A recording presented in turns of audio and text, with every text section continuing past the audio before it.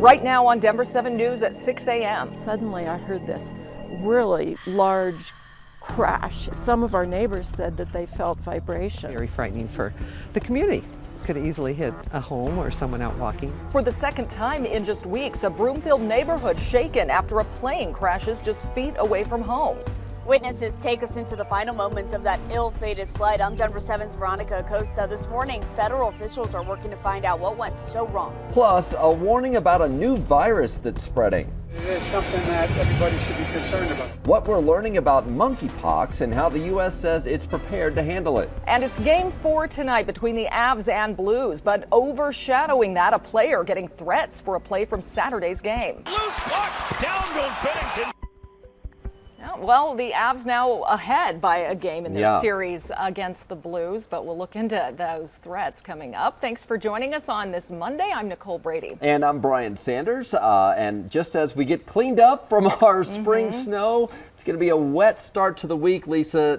Not good. My boys start baseball practice this week. Yeah. And I'm not sure the fields are going to be in any shape. No, it's pretty wet, pretty muddy out there. And we're going to see a few more scattered storms and showers both today and tomorrow. Things are really going to warm up and dry out, though, by Wednesday. As your kids are heading off to school, potentially the last Monday of the school year for them, low 40s here at the bus stop early on, right around 60 by the time they get home this afternoon. So we're going to see some pretty mild conditions. It's about 10 degrees below normal, though, and still picking up a little bit of snow in through the northern and central mountains this morning. A few showers out east, mainly just cloud cover here in town right now, but we'll see a few showers develop this afternoon. No real risk of any severe weather, though, today, although we could get a little thunder and lightning. 43 in Denver right now, so the plants are now officially safe. You can uncover them, bring them back out. We're in the low 60s here by this afternoon, so it is going to be, again, a little cooler than normal. Even cooler tomorrow, and a better chance that you're going to see wet roads tomorrow, Jason, on Tuesday. I'll show you that coming up. And I got to already see some wet roads down to the south, obviously out to the west where we've had some of those snow showers Lisa was mentioning, but you can see the fog is hanging real thick here for us right over Monument Hill. So it is going to be a wet drive from south of Larkspur, south of Castle Rock, all the way down into Monument, the north side of the Springs. Take a look at the drive downtown Denver, where we have a restriction right around, we'll talk more about that in just a second, right around the rescue mission. So you might still see some restrictions in there, but it looks like a lot of the roads have reopened. 20th Street gets you at I-25 out of downtown pretty easily. Speaking of that, take a look at 20th I-25, and you can see it's basically looking great. Dry roads for us here, not seeing any issues there. The rest of the drive times look just fine, whether it's going to be out to the east side of town or to the south side. So just starting to see that traffic build up a little bit here this morning. Yeah. Well, a small plane just barely missed homes. Fortunately, when it crashed into a Broomfield neighborhood over the weekend, it killed both people on board. First responders called it a miracle, though, that no one was hurt on the ground. Denver 7's Veronica ACOSTA joins us from the scene. That area is still blocked off for people this morning who may be going to work or school, Veronica. It is a small area, at least. And Brian, you said it, that plane crash happened just feet away from homes. Take a quick look here behind me, two on either side of it, and really an entire neighborhood here. As you can imagine, a really terrifying moment for the people who actually live in this community. It was a nice day yesterday. People were out walking their dogs. They were enjoying the day when that small plane came crashing down. We spoke with one woman who lives in this neighborhood and heard the crash as she was getting ready. Go ahead and take a listen. My husband was saying, I said, it sounds like a plane crash to me. And he said, you know, we listened and it was odd because there wasn't any bang, bang, bang. It was just this thud. Now, Sherry Jones, who you just heard from there, she told us that her neighbors were among the first out of their homes checking on that plane crash, really trying to figure out what had just happened. She told us those neighbors tried to help the victims in the plane, but realized they were dead, unfortunately, pretty quickly.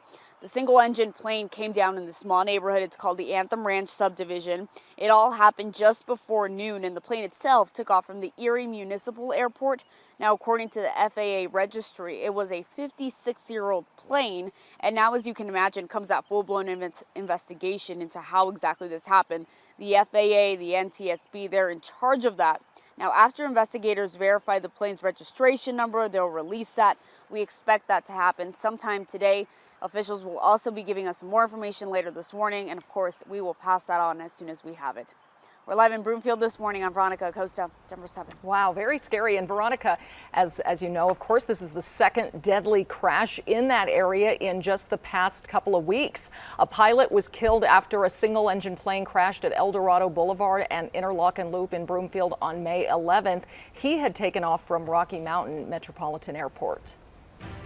We are following some breaking news this morning. Denver police are investigating a triple shooting on Lawrence Street. This is not far from the Denver Rescue Mission and Samaritan House. We know the victims are 2 men and a woman. Police have not released information about a suspect, though. Aurora police are asking witnesses to come forward after a separate triple shooting. They say it happened after a fight at an apartment complex. This is video from the scene Sunday outside Park Place at Expo Apartments. This is off of South Havana and East Exposition. All 3 people shot have serious injuries, but they are expected to be okay. Well, it is the last week of school for several metro districts. Today is the last day for Adams 14. 3 schools will wrap up the year on Wednesday, including Jeffco schools. 6 schools get out for the summer on Thursday. Friday is the last day for Cherry Creek, and then in Denver, kids got to go a little bit longer till June 3rd. With school letting out, many parents are planning for summer camp. I asked the chief medical officer at Swedish Medical Center what to consider now that COVID cases are rising again. Should we assume camps and things like that are relatively safe, or should parents think of any other issues with that? Vaccines are approved for kids above the age of 5, so I would continue to focus on kid vaccinations because that number has been low as well. But otherwise, I believe continuing with the camps is okay. The surge that is being predicted by the Colorado School of Public Health is still not as bad as the previous surge, so we're predicting a much lower number of hospitalizations. And again, if your kids are vaccinated, I would be feeling safe enough to let them go to camps and continuing their regular activities. Dr. Kumar did add that if your children are in a high-risk group, they should wear a mask while indoors. Well, this morning, President Biden says the U.S. is prepared should cases of monkeypox spread. That's just a few hours after he told reporters we should be concerned about this virus that's typically only found in Africa, but a handful of cases have been found in both the U.S. and Europe. Denver 7's Christian Lopez joins us live with an update from the White House and doctors on what we need to know. Yeah, President Biden sent a more encouraging message this morning saying that the smallpox vaccine would be effective against monkeypox, and he added that there would be enough vaccine supply in the U.S. if it was needed. Monkeypox is a disease rarely found outside of Africa, but there have been 80 cases confirmed worldwide and another 50 possible cases that are being investigated. This disease is similar to smallpox with milder symptoms, and typically it takes 2 to 4 weeks to recover from monkeypox, but it can be deadly in some cases. Experts say while people should be careful, they don't think this rises to the level of concern we saw with COVID-19. This is a virus that's not nearly as transmissible as something like COVID-19. It requires very close, some people say face-to-face intimate contact. Its transmissibility is way down. And it's important to remember that because it does have some resemblance to smallpox, although it produces much less severe disease, we have all of these antiviral drugs, at least 2 different antiviral drugs and 3 different vaccines. And so far, there have been 2 confirmed cases of monkeypox in the U.S., one in New York and one in Massachusetts, and there is a 3rd possible case that is being investigated in Florida. Live this morning, I'm Christian Lopez, Denver 7. Thanks, Christian. Well, the Avs are now in the lead in their playoff series against the St. Louis Blues. Yeah, they lead 2-1. That's the good news. Game 4 is tonight, but it's getting pretty intense. They beat the Blues 5-2 on Saturday, but not without controversy over this play. About 7 minutes in, Nazem Kadri and a Blues player were chasing a loose puck. You can see they collided, but it caused Kadri to barrel into the Blues goalie, and the goalie is now out for the rest of the series with a knee injury.